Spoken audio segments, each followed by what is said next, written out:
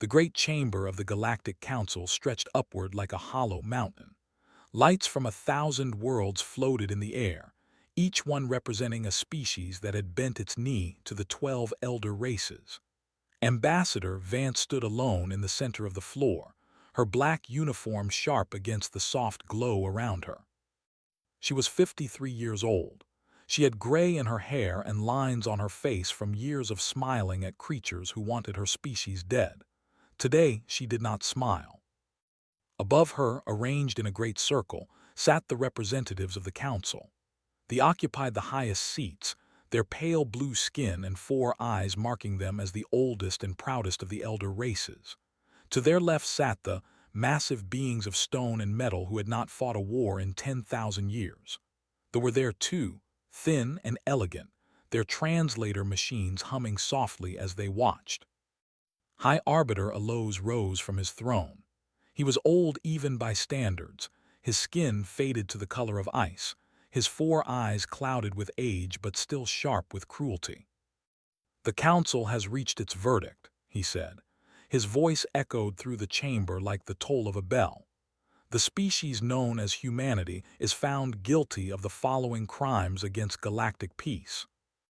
Listened as he read the charges: unauthorized expansion, dangerous weapons research, spreading ideas of individual freedom to protected species, refusing to submit to population controls. The last charge made her want to laugh: population controls. The council wanted humanity to stop having children so they would not become a threat. They had demanded this 20 years ago. Earth had refused. "For these crimes," Alloz continued, "the council orders sanction reduction." A murmur went through the chamber, felt her heart go cold, but she did not let her face change. Sanctioned reduction. She knew what those words meant. The council had used this punishment 17 times in their history. 17 species reduced to a single world, their colonies burned, their fleets destroyed, their people killed by the billions. "Earth and all major human settlements will be cleansed," Alloz said. "A single colony world will be permitted to continue under council supervision. Your population will be reduced to sustainable levels. This is not genocide. This is mercy. Other species were simply erased." The other council members nodded their approval. They rumbled in satisfaction. They made notes on their tablets. To them, this was just another day of business. "The cleansing fleet departed 6 hours ago," Alloz added. 3,000 ships under Admiral Al. They will reach your home system in 4 days.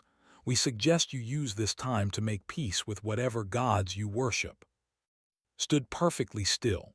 Around her, the lights of 1,000 worlds seemed to dim. 4 days, her family was on Earth, her daughter, her, 4 days until they burned. A representative leaned forward. "You should thank us, human. We could have sent the fleet without warning. We are giving you time to say goodbye." "Yes," said, her voice was calm and clear. "You are very generous." She reached into her pocket. The council guards tensed, but she only pulled out a small device, no bigger than her thumb. She pressed a button on its side. "I have one request," she said. "Time to evacuate civilians. Children, the sick, give us 1 month." Alloz laughed. The sound was like breaking glass. "Your request is, the fleet is already moving. Besides, where would you evacuate them to? You have no ships fast enough to escape. You have no allies who would take you in." "I see," said. She looked up at the council, at these beings who had ruled the galaxy for 50,000 years. They looked back at her with pity and contempt. "I want you to remember this moment," she said. "I want you to remember that we asked for peace. We asked for time. We asked for mercy." "And we gave you the mercy you deserve," Alloz replied. "Your species was always dangerous. Your kind breeds too fast, thinks too differently, fights too hard. The galaxy will be safer without you." Nodded slowly. "You should have killed us all," she said. "Right from the start when you first found us. You should have burned Earth before we ever reached the stars." Alloz frowned. "What do you mean?" "I mean you made a mistake. You waited too long, you let us grow, you let us learn. She held up the device in her hand. And now you will never get the chance to fix that mistake. She pressed the second button. The council guards rushed forward, but they were too slow. Light wrapped around Vance like a cocoon. For one moment she hung in the air, glowing brighter than any of the lights around her. Then she was gone. The chamber erupted in chaos. The guards searched everywhere, but there was no trace of the human ambassador. She had simply vanished. Aloes stared at the empty space where she had stood. Teleportation. Instant transport across space. The Council had studied this technology for 30,000 years and declared it impossible. The humans had done it anyway. "Find her," he ordered. "Contact the fleet. Warn Admiral Al that the humans may have new technology." But even as he spoke, he felt something cold settle in his stomach. Fear. It was an emotion he had not felt in centuries. Far across the galaxy, in the cold dark between Mars and Jupiter, Vance materialized in a small chamber carved from an asteroid. Warning lights flashed around her. Screens covered the walls, showing star maps and fleet positions and weapon systems. General was waiting for her. He was a tall man with silver hair and eyes that had seen too much war. He wore the black uniform of Earth's secret defense force, a uniform that officially did not exist. "The beacon worked," he said. "We received your signal, the protocol is active." Pulled off her diplomatic badge and dropped it on the floor. "They gave us 4 days. The fleet is already moving." "I know," turned to the screens behind him. "It doesn't matter, we've been ready for 200 years. He pressed a command into the console. Across the asteroid belt, across the moons of Jupiter and Saturn, across 100 hidden bases that no alien sensor had ever found, lights began to flicker on. Ships, hundreds of ships, built in secret, armed with weapons the Council could not imagine, crewed by men and women who had trained their whole lives for this moment. The sleeper fleet was waking up. "How many?" asked. 800 combat vessels, 200 support ships, enough missiles to crack a moon. His voice was grim but steady. "They think we have 40 defenders. They think this will be easy." Watched the screens as more and more lights came online. Carriers, battleships, destroyers, an entire navy that the galaxy did not know existed. "They called it mercy," she said quietly. "Burning our homes, killing our children, they called it mercy." "Then we will teach them a new word," replied. He opened a channel to the fleet. His voice echoed through 1,000 ships, heard by 100,000 soldiers. "All units, this is General. Condition Black is now in effect. The enemy is coming. They expect us to die quietly. They expect us to beg." He paused, and when he spoke again, his voice was iron. "Show them what humans do when our backs are against the wall. Show them why they should have been afraid." Across the darkness of space, engines roared to life. The giant was awake, and it was angry. Admiral Al stood on the bridge of his flagship, the Eternal Judgment, and watched the stars blur past. 3,000 ships followed behind him, the greatest fleet the Council had assembled in 500 years. Each vessel carried enough firepower to burn a continent. Together, they could crack a world in half. He was not worried about the battle ahead. The humans had 40 ships. His scouts had counted them many times. 40 small vessels against 3,000 warships. It would not be a battle. It would be an execution. "Admiral," his sensor officer called out, "we are approaching the Saul system. We will exit faster than light travel in 10 minutes. "Good." Al clasped his 4 hands behind his back. "Signal the fleet. Standard formation. I want the human burning within 6 hours." The officer hesitated. "Sir, we received a strange transmission from Nexus Prime. Something about the human ambassador escaping using unknown technology."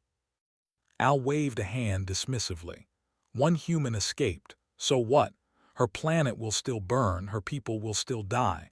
Whatever trick she used, it will not save them." The fleet dropped out of faster-than-light travel at the edge of the Saul system. Stars snapped back into focus. Ahead, Al could see the small yellow sun that humanity called home. His sensors began their sweep of the system. There was Earth, blue and green and fragile. There was Mars with its domed cities. There was the moon covered in lights. And there were the human defenders, 40 ships just as the scouts had reported. They hung in a loose formation near Earth's orbit, their weapons powered but their engines cold. They were not even trying to run. Al felt a moment of respect. The humans knew they could not win, but they would fight anyway. It was foolish but brave. Perhaps he would make their deaths quick. "Open a channel," he ordered. "Let them hear their doom." The communication screen flickered to life. A human face appeared, a woman with dark skin and silver hair pulled back tight. She wore a military uniform covered in medals. "I am Admiral Helena of the Earth Defense Force," she said. "You are entering human space. Turn back now or face the consequences." Al laughed. It was a harsh sound like rocks grinding together.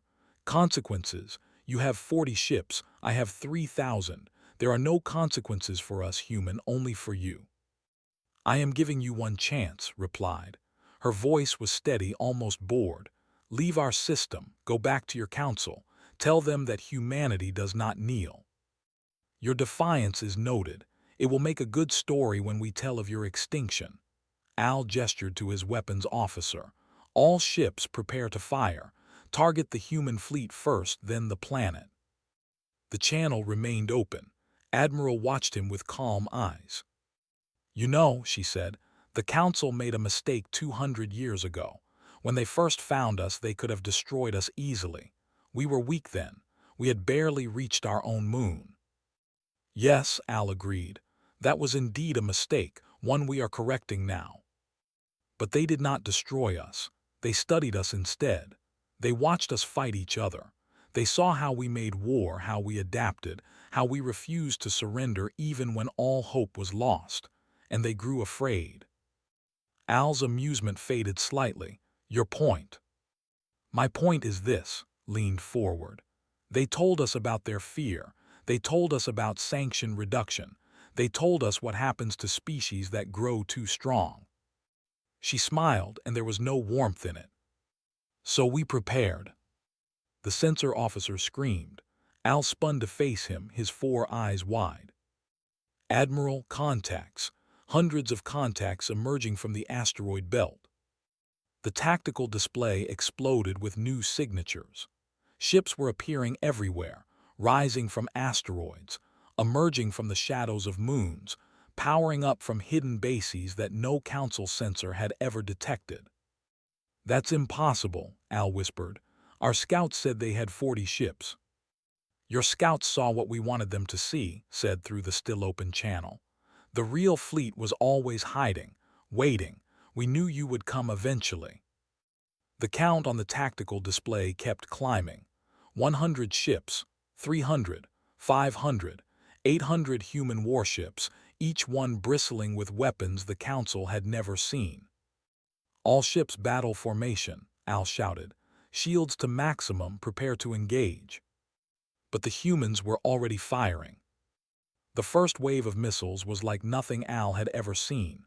They moved too fast, changed direction too quickly, passed through shields as if they did not exist. Council ships began to explode. 1, 10, 50, 100. "Our shields aren't stopping them," his officer cried. "The missiles are jumping through space somehow." Faster-than-light missiles. The humans had weaponized the technology that powered their ships. They had created weapons that could skip through shields, that could appear inside a vessel and detonate before anyone knew they were there. Al watched in horror as his fleet came apart around him. The human ships closed in, and they were fast. So fast. They darted between council vessels, firing beams of light that cut through armor like paper. Their movements were perfect, coordinated, as if a single mind controlled them all. "The Achilles Protocol," said. She was still watching him through the screen. "Our combat AI. It learns from every shot you fire, every move you make.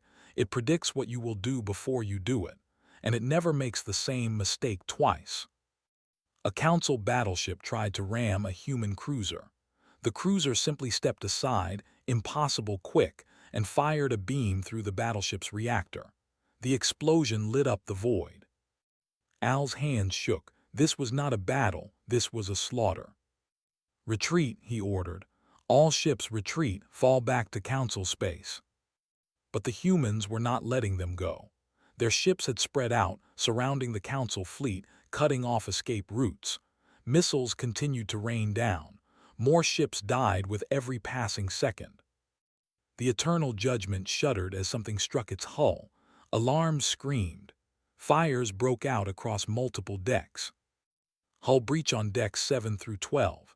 Engines failing, we're losing power. Al stared at the tactical display. Of his 3,000 ships, fewer than 500 remained, and that number was falling fast. On the screen, Admiral watched him with cold eyes. "You came here to kill our children," she said. "You came here to burn our homes. You called it mercy." Another explosion rocked the flagship. The lights flickered and died, replaced by the red glow of emergency power. "This is not mercy," continued. "This is justice." The final missile struck the Eternal Judgment's reactor. Al had one moment to feel the heat, to see the light, to understand that everything the Council believed about humanity was wrong. Then there was only fire. 6 hours after the battle began, it was over. Of the 3,000 Council ships that had entered the Saul system, fewer than 200 escaped. The rest were debris, scattered across millions of kilometers of space. On Earth, people emerged from shelters and looked up at the sky. They had seen the flashes of light, heard the rumors of battle. Now they saw the truth. Human ships filled the orbit above them, victorious and unbroken. General stood in his command center, watching the reports come in. Casualties were light. Most of the sleeper fleet had survived. The enemy was broken. Admiral appeared on his screen. Behind her, the wreckage of the Council armada drifted past like falling snow. "It's done," she said. "They're running." "Let some of them go," replied. "I want them to tell the Council what happened here. I want them to understand." "Understand what?" Looked at the screens showing Earth, showing humanity's home still safe, still alive. "That we are not prey," he said, "and we never were." He opened a channel to the surviving Council vessels, to the ships that were fleeing back to their masters. "Tell your Council what you saw here today. Tell them that humanity does not forget and does not forgive. Tell them we are coming." He paused, and his voice grew hard as iron. "Tell them to run." 6 months had passed since the Battle of Saul. 6 months since the greatest fleet in galactic history had been torn apart by a species the Council had dismissed as primitive animals. 6 months of fear. High Arbiter Alloz stood before the emergency session of the Galactic Council, and for the first time in his long life, he did not know what to say. The chamber that had once felt like the center of all power now felt like a tomb. "They have taken the system," the representative rumbled. His voice was like grinding stone, heavy with despair. 17 military stations destroyed. Our shipyards are burning. "The border colonies have fallen," another voice added. "The humans did not kill our civilians. They simply took our weapons and left." "Why?" someone asked. "Why would they leave survivors?" Alloz knew the answer, but he did not speak it aloud. The humans were sending a message. They wanted the galaxy to see that they were not monsters. They wanted everyone to know that the Council had tried to destroy a species that showed more mercy than its executioners. It was working. Already, 3 of the Council's client species had declared neutrality. 2 more had openly welcomed human ships into their space. "We must surrender," the representative said. "Offer them whatever they want: territory, resources, reparations." "Surrender," a commander slammed his fist on the table. "We have ruled this galaxy for 50,000 years. We do not surrender to primitives." "Then what do you suggest?" the shot back. "Another fleet. We sent 3,000 ships. 200 returned. How many more will you throw away?" The argument continued, but Alloz stopped listening. His 4 eyes drifted to the windows, to the stars beyond. Somewhere out there, human ships were hunting, and they were getting closer every day. Far across Council space, Captain Sarah led her squadron through the debris field that had once been Prime's outer defense network. Her ship, the Righteous Fury, cut through the wreckage like a knife through water. "All targets eliminated," her tactical officer reported. "The orbital stations are down. Ground forces are moving in." Sarah nodded, but she felt no joy. She had destroyed 18 stations today. Thousands had died under her guns. She told herself they were military targets, that they would have killed billions of humans if given the chance. It did not help. "Captain," her communications officer looked up from his console. "Message from the ground team. Lieutenant Park's squad has reached the communications hub." Sarah opened a channel. The face that appeared belonged to a young man with tired eyes and a bloody cut across his forehead. "Lieutenant Park, report." "Hub is secured, Captain." Park's voice was flat, exhausted. "But we lost Martinez, and defenders fought harder than expected." Sarah closed her eyes for a moment. 3 more names for the list. 3 more letters she would have to write. "Understood, Lieutenant. Hold your position. Reinforcements are on the way." She cut the channel and turned to look out the viewport. The planet below was beautiful, she had to admit. Blue oceans, green continents, cities that sparkled like jewels. They had built something wonderful here. And now humans were tearing it apart. "You look troubled, Captain." Her first officer, Commander Wei, stepped up beside her. He was an older man, calm and steady, the kind of officer who had seen too much to be shaken by anything. "I keep wondering," Sarah said quietly, "if we're becoming what they were, if we're turning into the monsters they feared." Wei was silent for a long moment. Then he spoke, his voice soft but firm. "The Council ordered the death of 11 billion people. They did not care about our children, our families, our history. They called it mercy." He paused. "We have taken 47 systems. We have not killed a single civilian. Every prisoner we take is treated with dignity. Every surrender is accepted." "It doesn't feel like enough." "It never does. That is what makes us different from them." Sarah turned away from the viewport. "Signal the fleet. We move to the next target in 2 hours. Let the ground forces finish securing the hub first." On the planet's surface, Lieutenant Park watched his remaining squad members set up a defensive perimeter around the communications hub. The building was massive, a tower of crystal and metal that reached toward the sky. Inside, they had coordinated their entire sector's defenses. Now it belonged to humanity. A soldier lay wounded nearby, his breathing shallow. Park had ordered his medic to treat the aliens' injuries, even though they barely had enough supplies for their own people. The 4 eyes opened. He looked up at Park with confusion and something else. Fear, maybe, or wonder. "Why?" the alien asked. His voice was weak, his translator crackling. "Why do you help me? I would have killed you."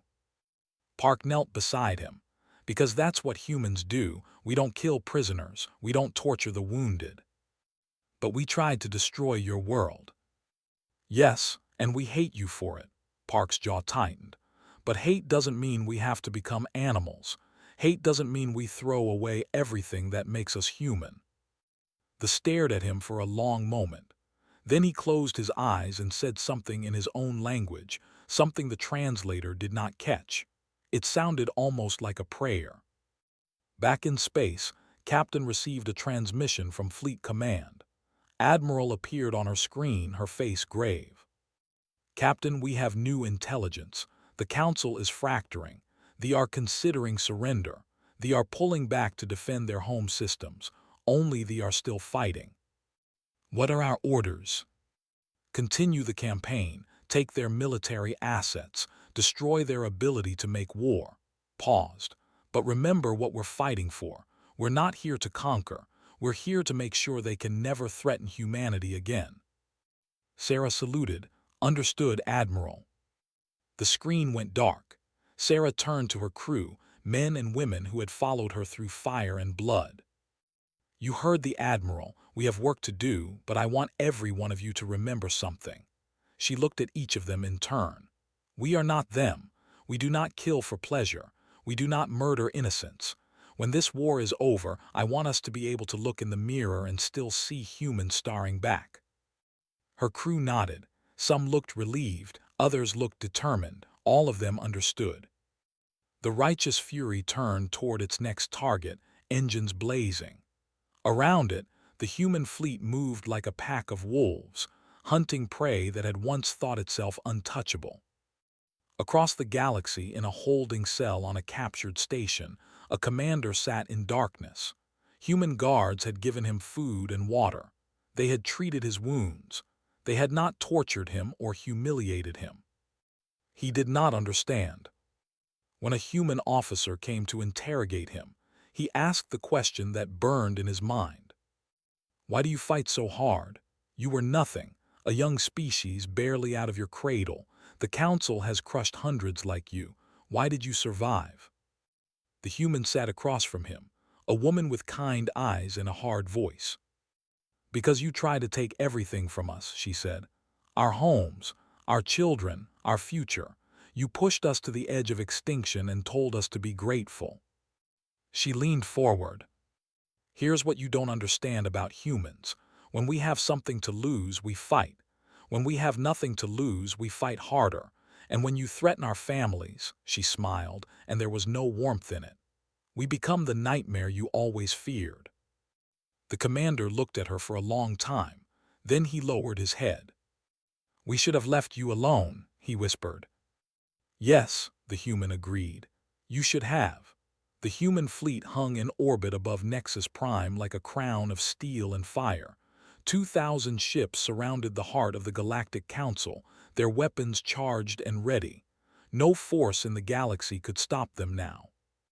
Admiral Helena stood on the bridge of her flagship, the Hammer of Earth, and watched the planet below. It was beautiful, she had to admit. The Council had built their capital well. Towers of crystal rose from floating platforms. Gardens bloomed on every surface.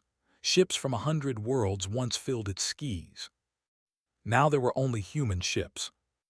Admiral, her communications officer, called out. We're receiving a transmission from the surface. Priority channel. Put it through. The face that appeared on her screen was old and tired. High Arbiter Alloz looked nothing like the proud creature who had sentenced humanity to death. His 4 eyes were dim. His pale blue skin had faded to gray. He looked like what he was, a defeated old man begging for mercy. Admiral, he said, his voice cracked. I speak on behalf of the Galactic Council. We wish to discuss terms of surrender. Helena felt nothing, not triumph, not satisfaction, just a cold, heavy emptiness. I'm listening. We offer complete cessation of hostilities, withdrawal of all Council forces from human space, reparations in whatever amount you demand, territory, resources, technology. Alloz swallowed hard. We will dissolve the sanction reduction protocols. Forever. No species will ever face extinction at our hands again. Helena nodded slowly. And what do you want in return? Peace. The word came out like a prayer. Just peace. We have lost everything. Our fleets are gone. Our allies have abandoned us. We have nothing left to fight with. Helena was silent for a long moment. Then she turned to her bridge crew. Do you hear that? They want peace. She looked back at the screen. You had peace, Arbiter. 50,000 years of peace. And what did you do with it? You crushed every species that might challenge you. You burned 17 civilizations to ash. You signed the death warrant of 11 billion humans. Alloz flinched. I understand your anger. No, you don't. Helena's voice was ice. You don't understand anything. You thought we were animals. You thought we would roll over and die. You never once considered that we might fight back. She pulled out a data pad and began to read. The sanctioned reduction ordered in galactic year 12,847. Population before reduction, 34 billion. Population after, none. Crime, developing faster than light travel without council permission. Allows said nothing. The sanctioned reduction ordered in galactic year 23,156. Population before reduction, 18 billion. Population after, none. Crime, refusing to worship gods. Helena's voice grew harder with each name.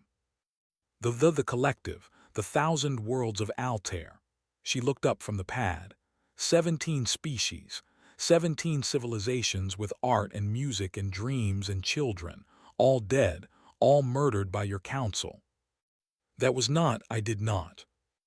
The vote to reduce humanity was unanimous. Helena cut him off. Your vote included arbiter. You signed our death warrant before we even knew you existed. She stepped closer to the screen, her eyes burning. You don't get to beg for mercy. Not after what you've done. You get to listen. Allows bowed his head. For the first time in centuries, a high arbiter of the Galactic Council wept. 3 hours later, human marines stormed the council chambers. They moved through the crystal halls like ghosts, their powered armor humming softly. Resistance was minimal. Most of the guards had already surrendered. Captain Park led the assault team. He was the same lieutenant who had lost his squad taking the communications hub on Prime. He had been promoted twice since then. Each promotion came with more blood on his hands. The doors to the main chamber burst open. Inside, the representatives of 12 elder races waited. They sat in their ancient seats, surrounded by the lights of 1,000 worlds. Some looked defiant. Most looked afraid. Park's Marines spread out, weapons raised, but they did not fire. Their orders were clear: capture, not kill. This session of the Galactic Council is adjourned, Park announced. His voice echoed through the vast chamber. Permanently. High Arbiter Allows rose from his throne. His ancient body trembled, but his voice was steady. What will you do with us? You will stand trial, Park replied. You will answer for what you did to the 17 species you murdered. You will answer for what you tried to do to us. And then... Park looked at the old for a long moment. In another universe, he might have felt pity. In this one, he only felt tired. That depends on the verdict. The arrests took hours. 48 council officials were taken into custody, including all 12 senior representatives. They were treated with dignity. No one was beaten or tortured. They were given food and water and medical care. It was more than they would have given humanity. Admiral watched the proceedings from her flagship. When it was done, she descended to the surface to address the people of Nexus Prime. The plaza outside the council chambers was filled with aliens of every species. Some had served the council willingly. Others had been slaves in all but name. All of them waited to hear what humanity would do next. Stood before them, flanked by Marines in gleaming armor. She looked out at the crowd, at the faces of beings who had feared humanity for so long. My name is Helena, she said. I speak for the human race. The crowd was silent. 1 year ago, the Galactic Council ordered the extermination of my people. They called it sanctioned reduction. They called it mercy. They expected us to die quietly. She paused, letting the words sink in. We did not die, we fought, and we won. A murmur went through the crowd. Fear, hope, uncertainty. You expect us to become what they were, continued. You expect us to rule through fear, to crush anyone who challenges us, to burn worlds and murder billions. She shook her head. That is not who we are. She pointed to the council chambers behind her. Those halls held tyrants for 50,000 years. Tyrants who decided which species lived and which died. Tyrants who called genocide mercy and slavery peace. Her voice rose, clear and strong. That ends today. The Galactic Council is dissolved. In its place, we will build something new. A true assembly where every species has a voice, where no one can order the death of billions, where the strong protect the weak instead of crushing them. The crowd stirred. Some faces showed disbelief. Others showed the first glimmers of hope. "We do not want to rule you," said. "We want to stand beside you, but first there must be justice. The officials who ordered genocide will face trial. The truth of what happened here will be told, and then together we will build something better." She turned to look at the council chambers one last time. "They called us animals, primitives. They said we were too dangerous to live." She smiled grimly. "They were right about one thing: we are dangerous, but not to the innocent, not to those who want peace." She looked back at the crowd. "We are only dangerous to tyrants, and we always will be." In a holding cell deep beneath the chambers, High Arbiter Alloz sat in darkness. A human guard brought him food and water. The guard was young, barely more than a boy. "Why don't you just kill us?" Alloz asked. "We would have killed all of you." The guard set down the tray. He looked at the old with eyes that held no hatred, only sadness. "Because that's what you would do," he said, "and we're not you." He turned and walked away, leaving Alloz alone with his thoughts. And for the first time in his long life, the High Arbiter of the Galactic Council understood what he had truly lost. Not his power, not his position, not even his freedom. He had lost the argument. Humanity had proven beyond all doubt that mercy was strength, that justice was possible, that there was a better way. And that knowledge hurt more than any weapon ever could. 1 year had passed since the fall of the Galactic Council. 1 year since human marines had walked through those ancient halls and brought an empire to its knees. The galaxy was still learning how to breathe in the silence that followed. The great chamber on Nexus Prime looked different now. The thrones of the 12 elder races had been removed. In their place stood a vast circular table with seats for every species that wished to join. No one sat higher than anyone else. No one held special power. Ambassador Vance walked through the doors and felt the weight of 1,000 eyes upon her. She was older now. The year of war and its aftermath had carved new lines into her face, but her back was straight and her eyes were clear. She had been elected Secretary General of the new Galactic Assembly.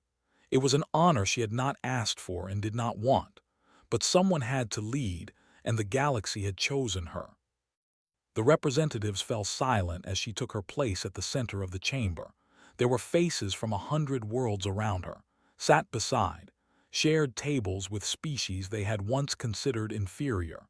In the far corner, a young race called the attended their first assembly session. They had been scheduled for sanction reduction next. They had been saved by days. "This assembly is now in session," said. Her voice carried to every corner of the chamber. "Before we begin our work, I want to say something to all of you." She looked around at the gathered representatives. Former enemies, former slaves, former masters, all of them united by the impossible dream of a better future.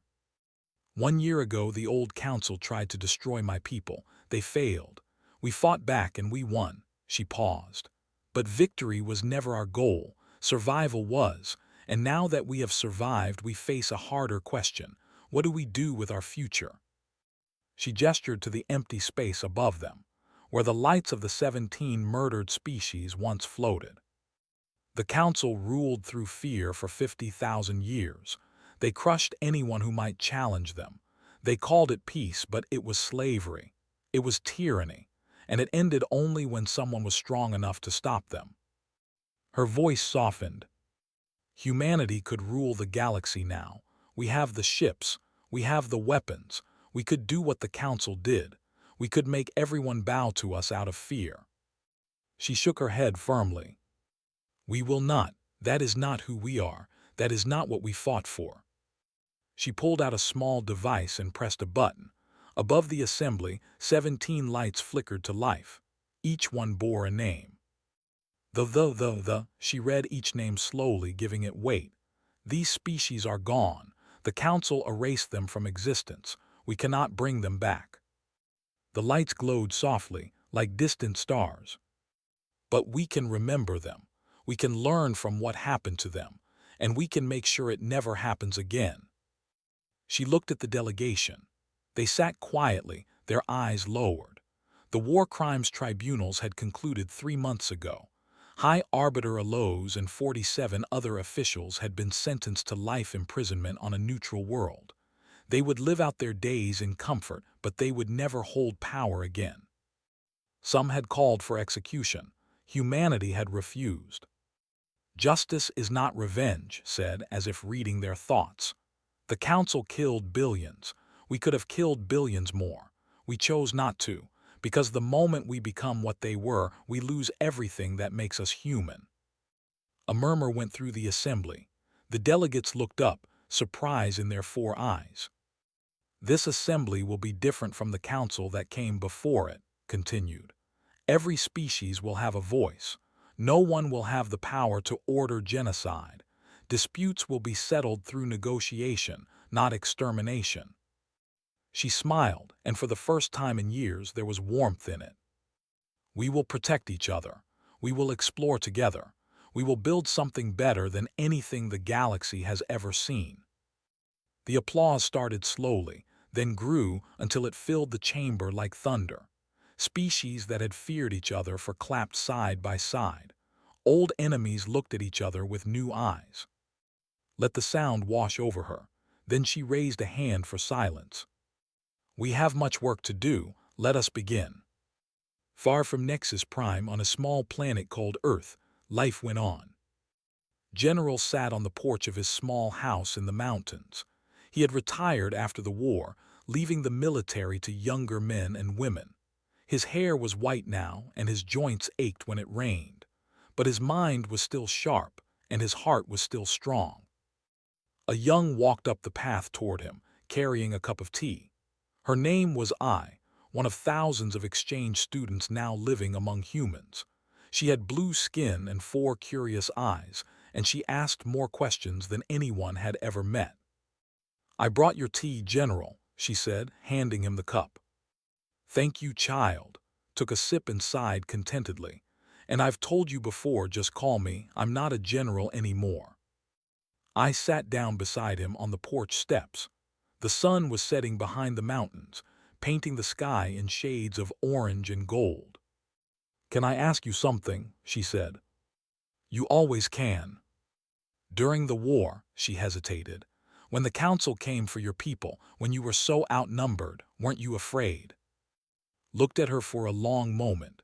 Then he looked up at the sky, at the first stars appearing in the darkness. Every day, he said quietly. Every single day.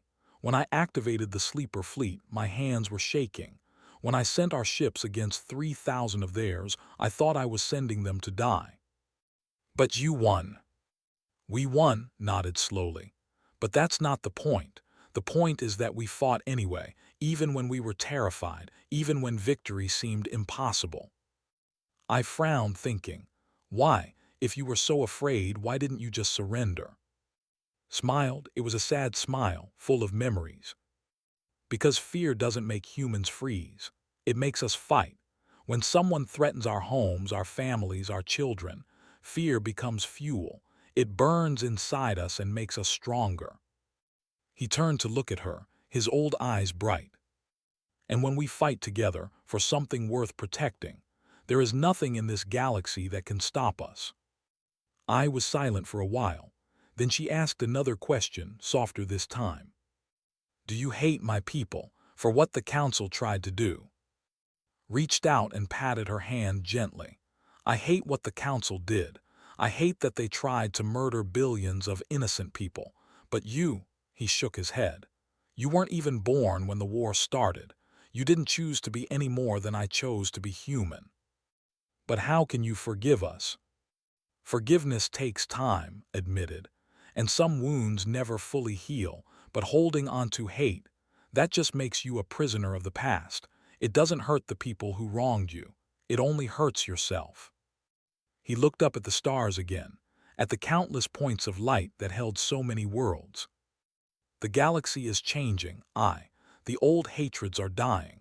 A new generation is being born, one that never knew the Council's tyranny. That generation will decide what the future looks like. He smiled at her. And I think that future is going to be beautiful. Above them, the stars blazed in the endless darkness. Ships moved between them, carrying traders and explorers and dreamers of every species. The galaxy that had once been ruled by fear was learning to live in hope. On the edge of explored space, human vessels ventured into the unknown.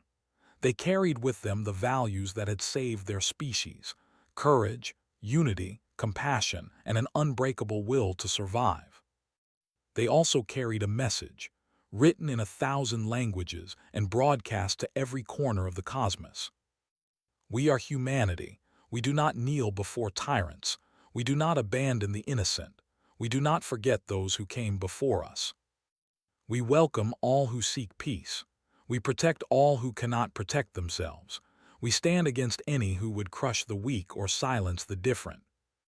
And to those who would threaten our friends, our families, or our future, we have only this to say: you should have left us alone. But since you did not, we will show you something the old council never understood. Mercy is not weakness, justice is not revenge, and hope once kindled cannot be destroyed. We are humanity, and we are just getting started.